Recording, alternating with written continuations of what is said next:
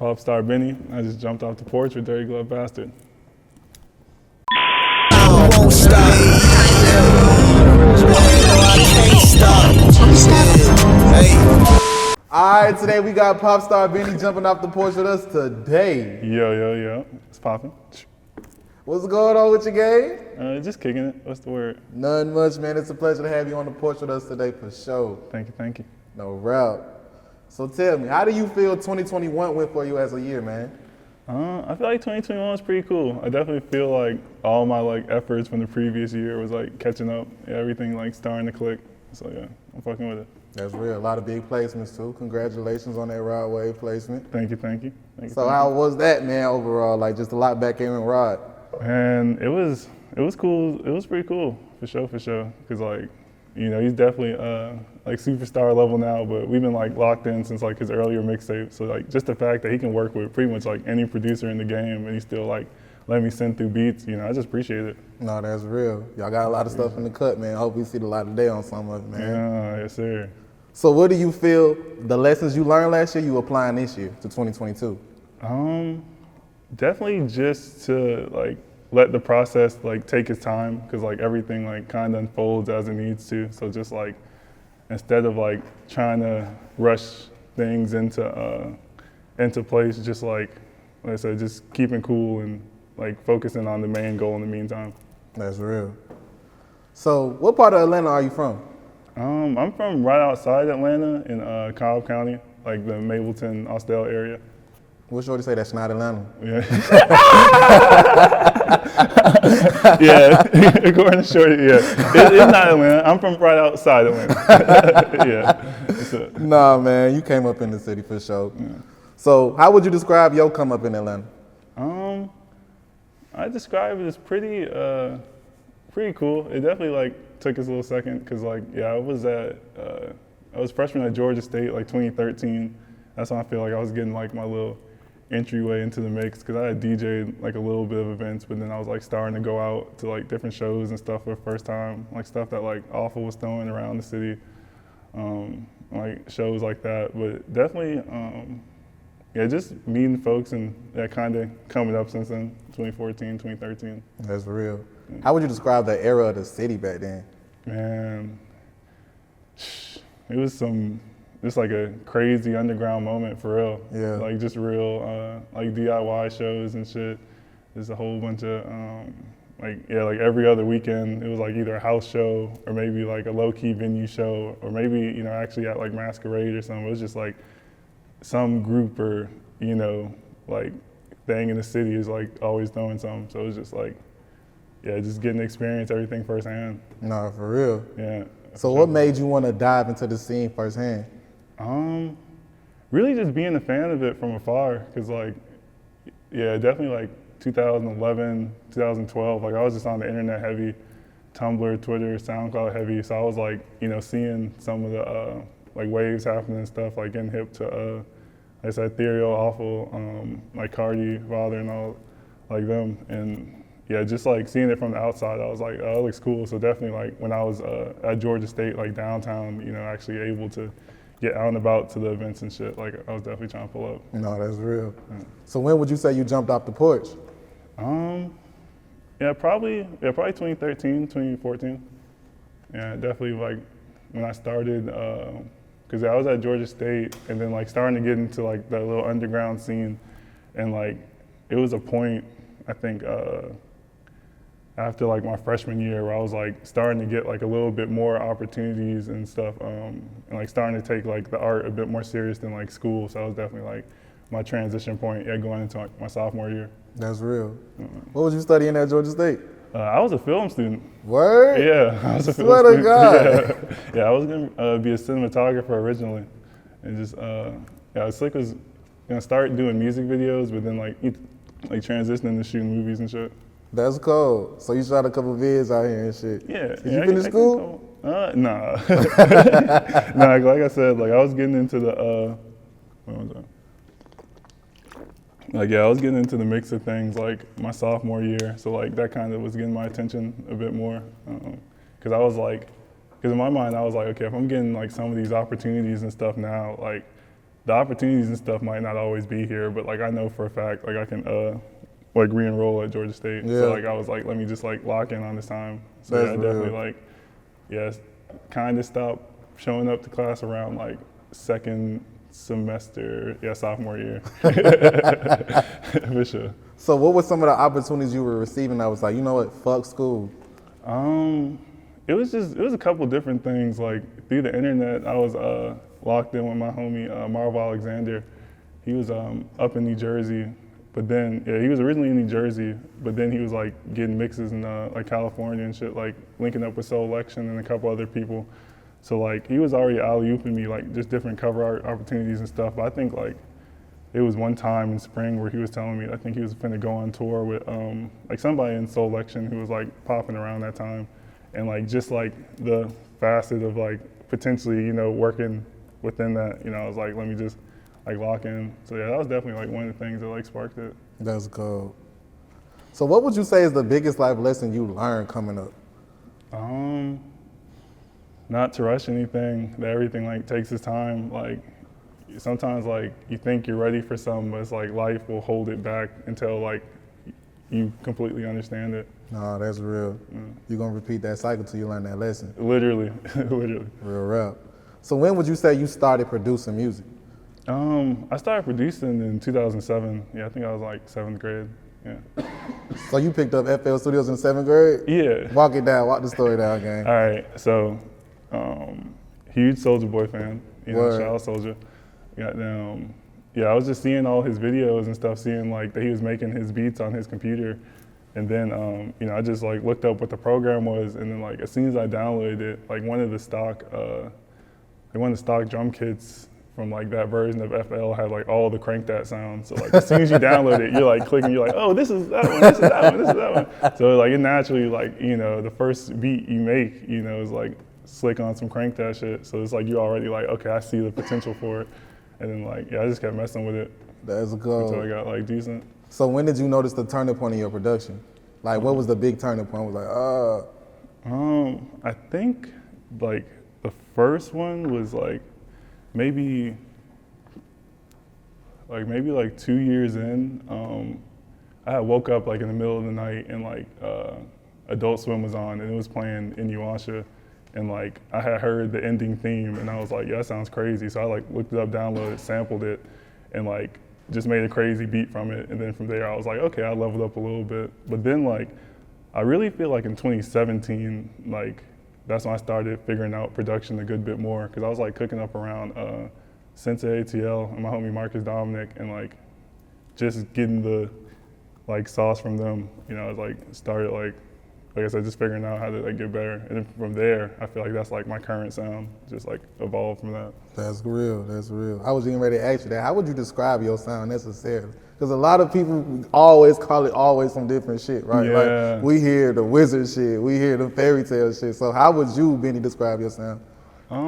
I'd say it's definitely like a collage. Like I be thinking about my art definitely like in collage, like just taking every bit of like everything I'm influenced by and like just rolling it up in one.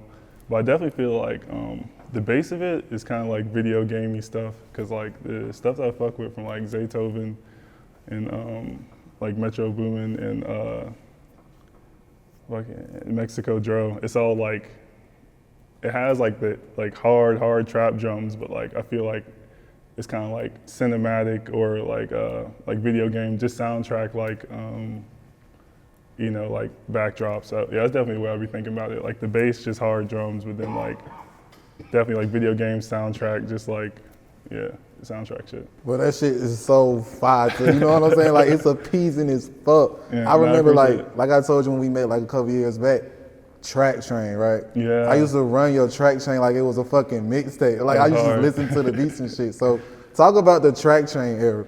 Track chain era. Oh yeah, that's like, yeah, that's slick what I was talking about when the era where I was just starting to figure out, you know, figure out how to make beats a bit better, figure out my sound. And it was really just like, kind of like simplifying things a bit, but yeah, emphasizing on just making the drums like super hard. Because I feel like if that works, like you can take like people like any direction melodically. Because I feel like sometimes I'll make some like with a different genre in mind, but I know like I can round it out with the like hip hop drums type shit. That's real.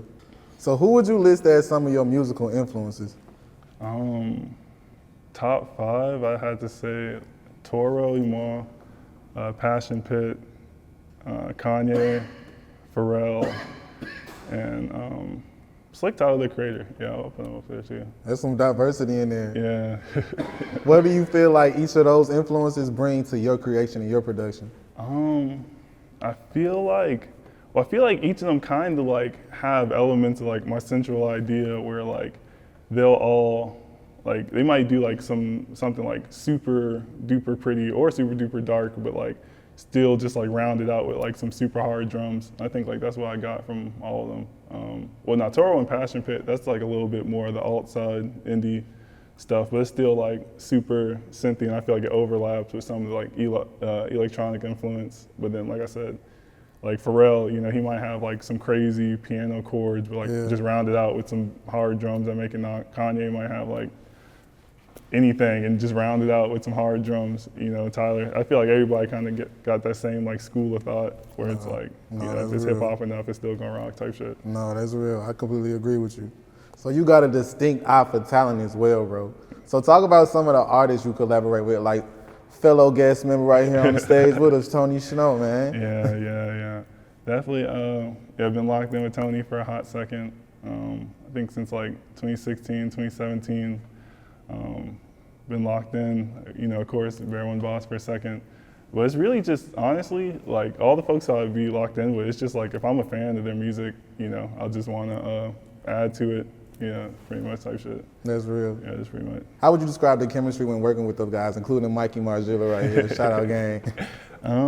Like I said, just keeping it like as natural as possible, because it's like people that I'm a fan of, and then like, when I meet them, I try to like always keep me being a fan first, like not me like trying to come in your operation and like direct things with me like, yo, I think like these sounds from you are cool. Like, I feel like if you did like this direction, like that'd be a little cool too. Just like seeing what would be cool as a fan and like trying to apply that type shit. No, that's real. Yeah, but definitely just like I said, just trying to keep it like as organic as possible. That's real. Yeah. What would you say you favor more, producing or DJing? I feel like DJing slick a little bit more fun, but I definitely prefer like to just like lock in and produce. Yeah, but DJing like is like, for me that's just like kind of like experimenting with sounds and shit, like being able like to hear like this track's melody with this track's drums, or like being able to hear like this track pitched up. It's just like giving me different production ideas. Like, what if, this drum bounce was at this tempo, then I can like, when I'm making beats, like be like, oh, I know that this certain bounce works with this because I tried out DJing. So like, I feel like it kind of goes hand in hand, but like, DJing definitely just be like freestyle and music that I would like play if I was just kicking it. No, that's real. And shout out to the release of that Popstar FM mixtape, man. Thank you, man. That's a big one. That's a big one. I was checking it out earlier. It was going dumb. I appreciate it. So explain exactly what Popstar FM is. Yeah, Popstar FM, it's like the side of it that people know right now is an indie label, but it's kind of just like the overall operation for like all the like creative little side endeavors that we do. Like whether that be like helping like with art direction or like helping people get their campaigns like right, just like kind of just the overall umbrella for all the creative avenues and stuff, but really just like putting a spotlight on shit that we think's cool. Yeah, like pretty much. It's definitely a dope platform too. Y'all definitely just threw a crazy show too a couple weeks ago. Talk about that Popstar FM show, man. Man, shit was legendary. No rap. It was legendary. That was the first show, like Popstar FM show that we like organized ourselves. It was Tony, Bear, Muddy Maya, Yellow Bandana, Mercury, Divine Devine, and then we had Cashier Fresh from Philly come in, and yeah, man, it was just like a crazy response, because like the tickets sold out they told us like a couple minutes before doors opened that there was like only like 20, 30 tickets left, but like they were still like mad people that were trying to get in. So it was like line down the street, like line, people waiting until the middle of the show, like people just flat out like turned away. But everyone who like was able to get in, you know, definitely had a cool ass time, I feel like. That's dope. Yeah. But yeah, it was definitely some legendary shit. I'm not I gonna was lie to gonna you. say, did you expect that turnout? Man, Mike said, yeah. I mean, I was hoping for it. I mean, I was thinking, you know, it's so out, but I didn't know it'd be like I said, folks down the street, like a whole, like the event of the night type shit. I felt like if you knew the energy of the city, you kind of knew like that shit was about to be like pipe like that. Like, Yeah, I had a feeling, but you know, you just never know until it's there.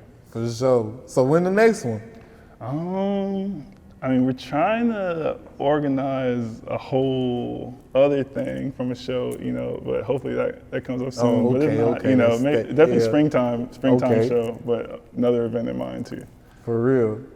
So talk about that AT&T ad that was plastered all over the city, gang. Like that was a major moment. I feel like that was an underground Atlanta SoundCloud moment. Like niggas can make it. Like, you know what I mean? Like talk about how was it being on the AT&T ad with Big Smoke Chopper. Right, that shit, right, it was just crazy because it's really like that picture was like literally just a moment of us like kicking it in the studio at one of his legendary spots off Moreland, goddamn, just in like a couple years before. So it was just like, it just existed on the internet as a cool image of us cooking up. And then like, I guess whatever like cast and director involved like saw it and reached out about it. That was just cool as hell. But yeah, man, that shit was crazy to see, like to see in person, because it's really like seeing it at like the MARTA stations that like I used to like constantly like ride by and shit like at the same time, because that's the thing, like when that picture was taken, you know, it was like a bit earlier in, so it's like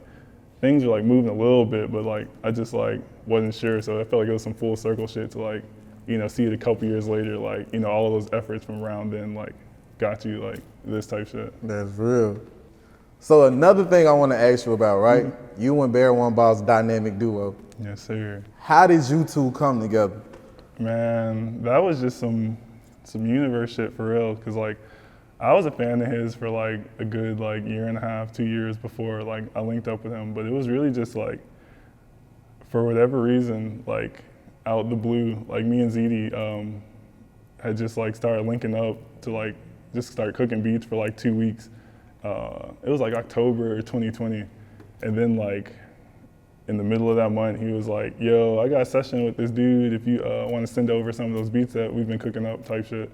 So like I sent it to him, and then like the next day, he hit me like, yo, you want to cook up? So when he came and got me, he was like, yeah, the dude made 2 songs last night, and he played me Zan and like a song that he did over like one of me and ZZ's beats. And as soon as I heard it, I was like, man, y'all just gotta do a whole project for real. And then he was like, I mean, yeah, he said he's free and, you know, not doing anything if you wanna make music. So like that same night, we went and linked up with him. And yeah, he like ran into Tony that night, met Mike that night.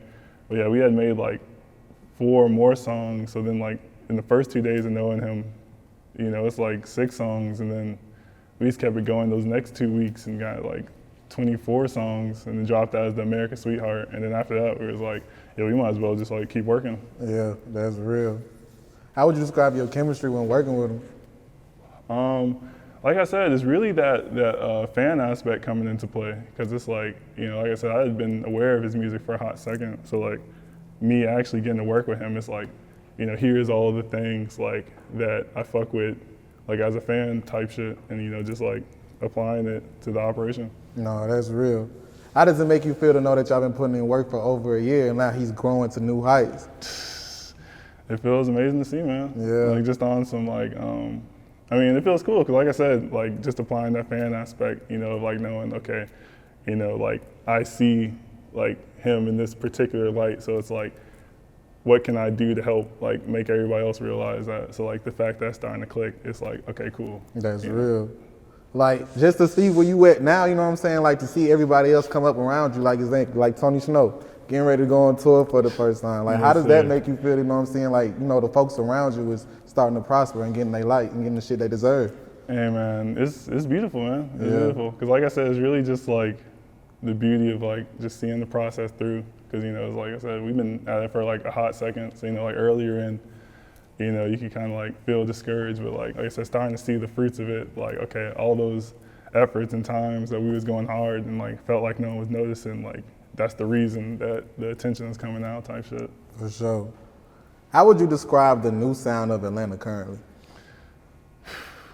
The future, and the future for real. I feel like it's like, I feel like it's just so many waves of it, because I feel like it's so many waves of There's it, so many and like layers. so much overlap, Yeah. so much layers. Like, and I feel like you got lyrical folks over like the plug beats. You got people doing like the super like rage, turned up electronic shit, but like almost like a punk rock level. You got people, you know, on like some real deal like Ariana Grande pop type shit. You got people like, it's just so many just waves, you know, for like everyone to catch on to type shit. For sure.